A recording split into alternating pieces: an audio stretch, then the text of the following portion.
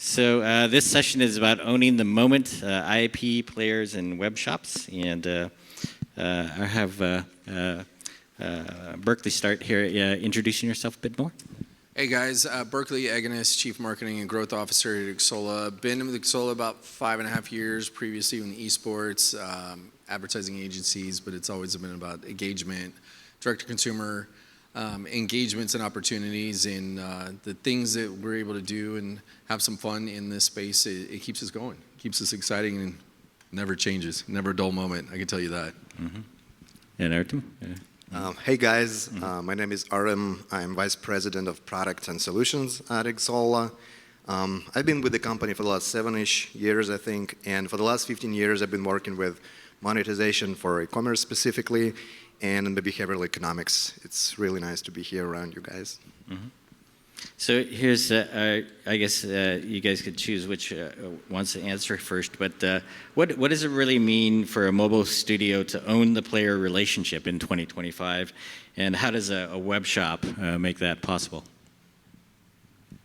Mm-hmm. Well, considering the changes, I think ability to own relationship with players mean basically everything, because this is probably the most single one important power that platforms have. They own the players, and because of that they force you to do what they want to do, and this is not exactly and not necessarily what you want to do.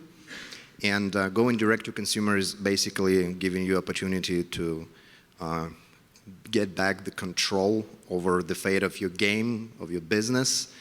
And from the data that we have, and we have a lot of data, we see that direct to consumer, not only for mobile games, but of course for PC games, whatever games, it keeps steadily growing year over year over year.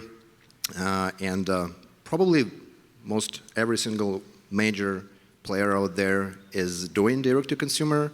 So, I mean, at least at Xsolla, everyone is bracing, waiting for what's come next within this year. So we will talk a little bit more about that. But. Mm-hmm. But it is interesting that the growth is inexorable, right? It's like a demographic trend. There's all the young people, 80% of them are playing games, right? And the older folks, like say me, are still playing games as well. And you know, we don't give it up. I guess we play different kinds of games. We like to play with our children a lot, or you know, we just find more relaxing games or escapist games maybe to get into, but people don't give it up, and so that means that, say, the population of non-gamers is getting smaller every year. But the complexity here is that, like, the game industry is not healthy every year, right? It's gone through ups and downs. It had the COVID bounce or boom. And then a big trough as, say, everybody went back outside, right? But I think that if some of these regulatory changes, like, say, what's happening with Apple, continue, then the opportunity for gaming to grow with, you know, the demographic changes and advantages from that, I think, you know, times can get better, right? Do you guys agree with this, or think that there's more that needs to happen as far as just how to enable more growth? Yeah, I definitely think we're in an evolution. So the lockdown changed behaviors across the board. It was a tipping point that there will be people we will talk about in history that were like, did you live through lockdown or not, like in situations. So everything completely changed. The way we order food, the way we order a car, the way we get to the airport. But the gaming experience has continued to evolve and continue to grow. As you start to see the younger audience you see today, and you see kids, they engage with a smartphone, what's the first thing they're doing? They're playing a game. They're not on social media. They're not sending an email. They're not even texting grandma. They're playing a game. And then you're seeing the older generation, to your point, that casual games have continued to build up. Tetris, other games like that, Scrabble, other games like that go on, and it's getting a bigger and larger audience. I like to say everybody is a gamer. We are all gamers in some capacity. It doesn't matter if you're playing Scrabble or Call of Duty. you're still a gamer at heart in what's going on. And you're going to see this evolution in the regulatory opening that you saw. You saw DMA. You've seen things in Korea change. You see now in the United States that's changing with the courts and what's happening there. This is going to continue to evolve, and you're going to see countries, let's say, open up. And as it's going to continue to go, what's the next DMA 2.0? Is that you can kind of call it what's going to happen there, and to be able to have the openness and the opportunity. And it gives everybody in this room the opportunity to go, okay, this is something we can take advantage of. This is something we can learn from, and then to continue to evolve, and we're going to see the growth. We've seen the trajectory and the growth that continues to go, keep coming out of lockdown, and we're going to see that growth pattern continue in some of the games that we've engaged with, where it's PC, mobile, online, web, new console games coming out. GTA 6 now next year is going to be a tipping point, hopefully, knock on wood, Yeah. right? And it's going to be another tipping point that's going to happen in the industry. Artem, you want to take a crack at that in some way? That was extremely good. Okay. So how are studios using web shops to bring their IP to life beyond just in-game items? What kinds of branded or narrative-driven experiences are resonating as well? Well, first of all, the way at least our company is looking at web shops and all the thing in general, we believe that this is not just a store somewhere in the internet. It's basically a continuation of the game. Monetization is a part of the game, like it or not. Many games nowadays actually start developing even the core loops of the game, thinking about how monetization will work, because monetization is a part of experience. And webshop is obviously one of the most strongest part of this concept, because you have full control of what you can do. And that's not just our opinion, it's based obviously on the data that we have. The most successful web shops, they are continuation of the game. Same UI, same UX, even same mini games, what we call meta games, that create additional layer of experience. Players start doing things in-game, but they continue to do it on the web. And this is actually very important from behavioral standpoint. Just think about it. Like several years ago, this was something that probably will scare your player away. Now the paradigm has shifted, and this is not accidental, of course. We've been working on it.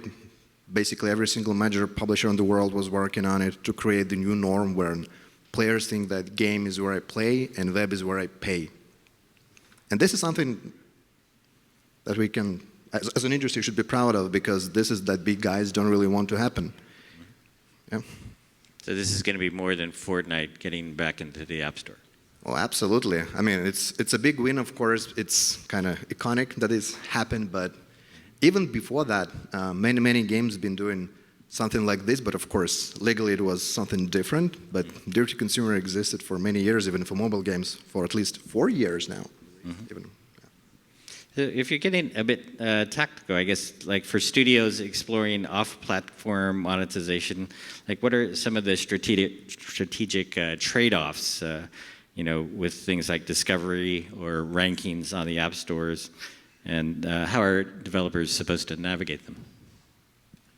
Well, 4 years ago when direct-to-consumer for monetization has just started, there were a lot of fear in the industry. So I can remember when we just started conversation with our partners about, hey guys, do you want to try going direct-to-consumer with the mobile games? Everyone was just, well, we kind of want to do this. Sounds pretty good from like ROI standpoint, but we don't want to piss Apple, Google. We don't understand what may happen. But first, web shops emerged, nevertheless, and for the last 4 years, we never ever encountered even single one case when a game actually suffered from this. At the end of the last year, though, there were some cases with Google, surprisingly not Apple. But as far as we know, everything went good for every single partner out there. But at the end of the day, it's not about what platform will think about it. If you own your players, if you do not have this connection with the platform where you basically have to rely on them, it not that matter anymore, because I mean, if there is like a guy from mobile industry here, they know that featuring doesn't really work like it worked before right now. So why bothering? Why bothering? And I think Tim Sweeney had also said that Apple and Google were pretty good at putting scare screens up in front of everybody as you tried to go off their store into a web shop, right? And Sweeney said there were 15 different steps that Apple would put in front of you before do you really want to take this risk of going off the store into something you don't know about, right? Well, this is how fear coming from platform looks like. For sure. Yeah. For sure. But I mean, are we still going to see 15 screens before we No, we get off? it's not like this anymore, and I'm actually kind of surprised they're still doing this. They keep pissing off Judge, who is already pissed like a lot. So, I mean, it's understandable from business standpoint. They're trying to make this transition as long as possible. Everyone probably would do the same, but at the end of the day, that actually not preventing players, as far as we see. It's not preventing them from going direct to consumer, if everything done right, of course. Okay. So what's the reality of launching a web shop today then?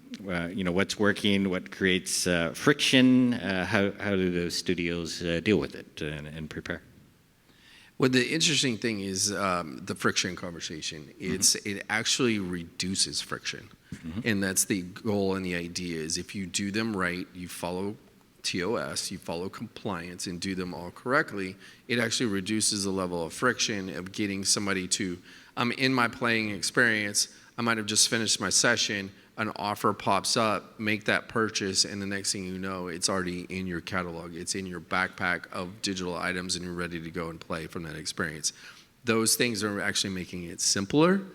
And, it's been an evolution that Artem and the team and everybody have been working on here at Xsolla is like, it's been a couple steps. Now it's very simple. It's 5 quick steps that you can go take to get your web shop up and running and go forward into it. We've been in many conversations with developers, and at some point we just pull up the Apple Terms of Service, and say, here's what it says, here's what you can do. We're going to follow this explicitly in the guidelines, but then here's how you go set up the web shop and put that together. And when we talk about owning the experience, it's your brand, it's your experience, and being an extension of your game, not a replacement. It's not a or thing. It's an and thing. Like you're going to monetize in the App Store and you're going to monetize in a web shop and put that together and give people that opportunity. You talk about user behavior, the older, quote, generation of casual game users, they're used to e-commerce transaction. They're used to going in there and clicking on an item, making a purchase, look at what you do on Amazon or anything else as well. Now you can do that with one click to be able to make that purchase and connect even into Apple Pay and make that transaction happen. So it's actually faster, easier to go do, and then it gives the developer that faster control so that they can be more reactive to say, hey, we learned something from a player experience that we can go provide a unique offer, a personalized offer. Nice. Artem, I think there's some examples you have with like Outfit 7 and Forge. I don't know if you want to specifically mention what some of these companies are doing with their web shops too. Well, there is a lot of good examples actually what games do, and not only these companies, but I see another one, Fortnite here. Yeah. Well, I would argue with this, but okay. So friction actually is, at least it was, the biggest issue for web shops and direct-to-consumer in general. And when we talk about friction, it's not only authentication, it's, for example, saving payment methods, because this is actually one of the biggest strong point of going direct-to-consumers, because credit cards, PayPal is not the main source of paying in a lot of countries around the world. So basically, for years, developers left a lot of money on the table just because they wasn't able to provide additional means of payment. And now that changed, but that's of course come with additional friction. So all the companies that we know that are very successful doing direct-to-consumer, they're trying to eliminate every single friction point on their way. So of course they use technologies like deep linking to transfer players without pushing them to actually remember login password or their player ID. So basically everything should happen like magic on the background automatically. They encourage them to save payment methods and actually share pretty significant gifts for that.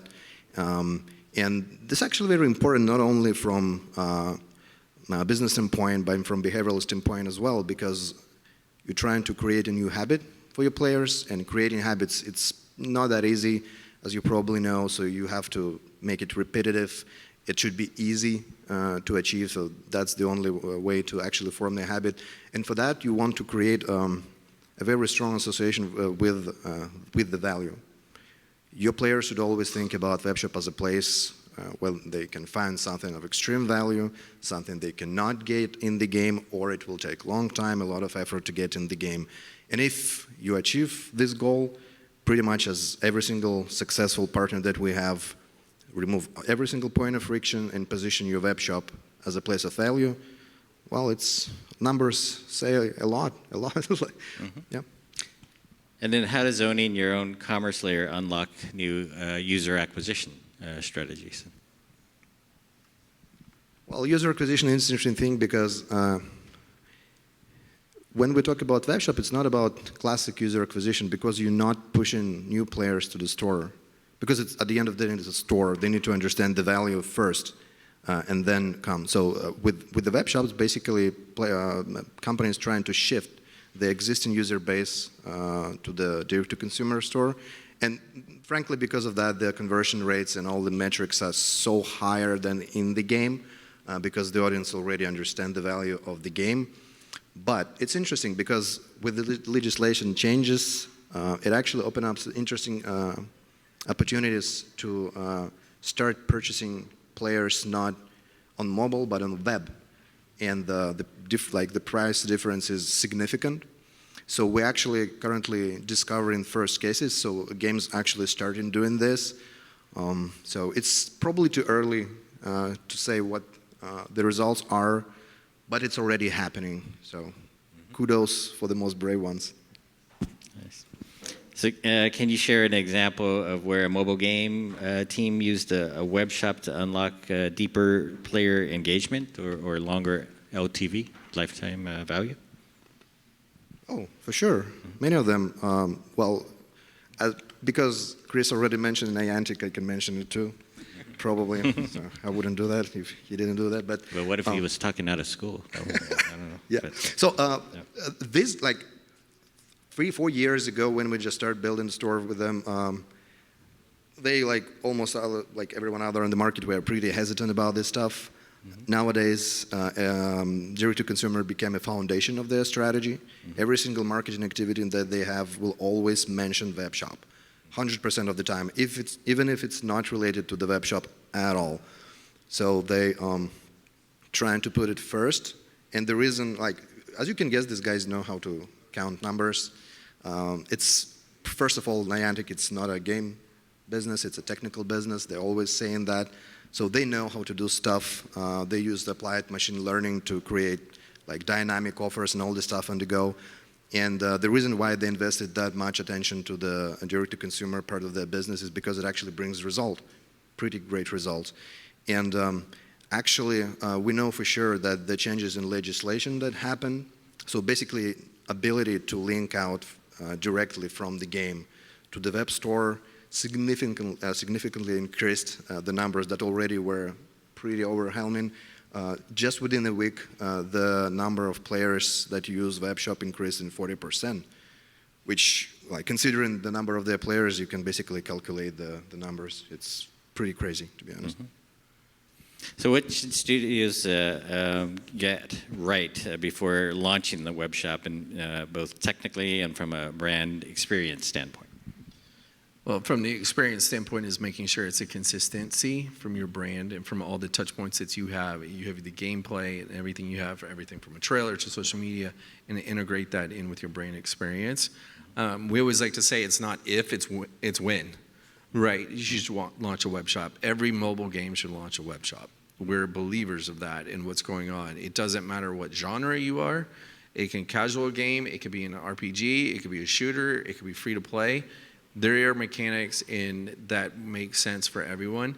To build it as part of your launch strategies, your launch plan. Some of the games that we get engaged on from a marketing side of things on the Xsolla side, they're launching or they're relaunching and what's going on. And we are part of the go-to-market strategy, meaning the web shop is for that mobile game to get that out there. Think about it if you're building a game right now, or it's game number 10 that you have as a publisher perspective. Think about it as your part of your launch strategy, and then that's the important thing that goes into it, because it's a mechanism in your toolkit that you can go and create growth, create sign up, create engagement, and then it's going to help drive the monetization of what's happening, and then be able to give that flexibility. Again, it's an and statement, not an or statement of what's going on. So you talk about any brand that launches a go-to-market, it should be part of that go-to-market strategy on the upfront, rather than going, it's not something, oh, dang it, I read about this, I should probably do it. No, do it on the front end, and you'll be successful.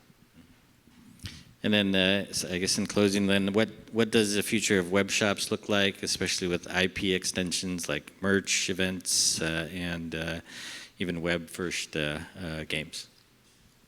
Well, first of all, I think just by looking at evolution that happened for the last years, again, stores start to transform into experiences. We see more and more web shops that start implementing more than just store, but say mini games. They're like events that happen in the game.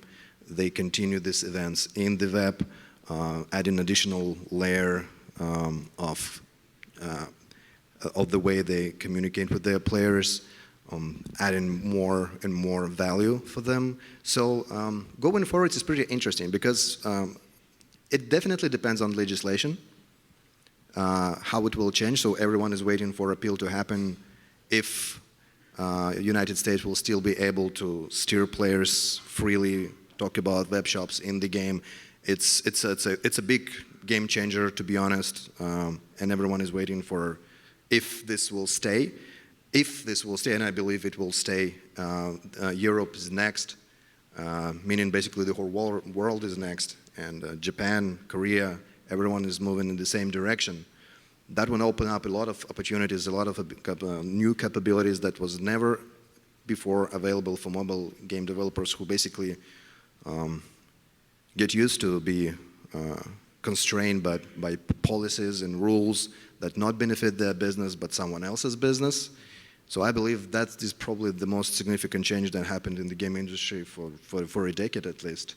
So I wonder how this will influence PC market. It's coming. It's yeah, coming. Gabe.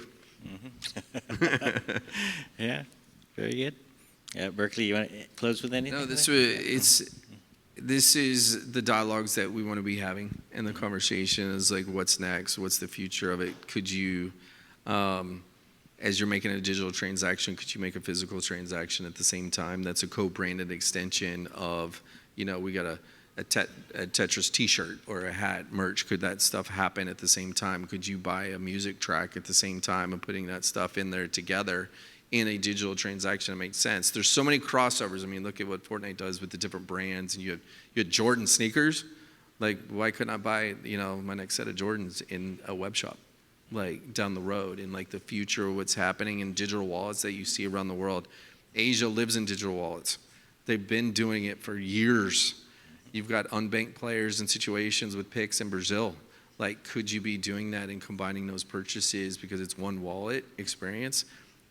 I think the opportunities can be truly limitless of what you do, and it comes from an extension of a game.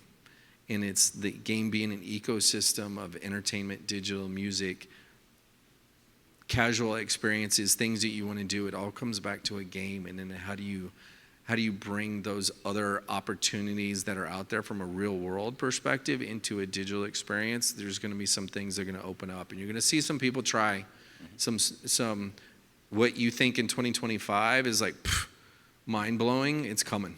and it's going to happen faster than you expect in what you go into, and it's all from a mobile phone. Yeah. The example I like is Walmart did an experiment where they had sales of home decor items that they were getting done through a home decor game, right? And then you could go into, design your home, look at the things that were available for you to get, and then you could buy these items in real life, and then go pick them up at the nearest Walmart store, right? So that was pretty cool. Anyway, it's a different world now, and we're going to hear more about this and sort of maybe the timeline of history here with our next talk. But thank you, Berkeley. Thank you, guys. Thank you, guys.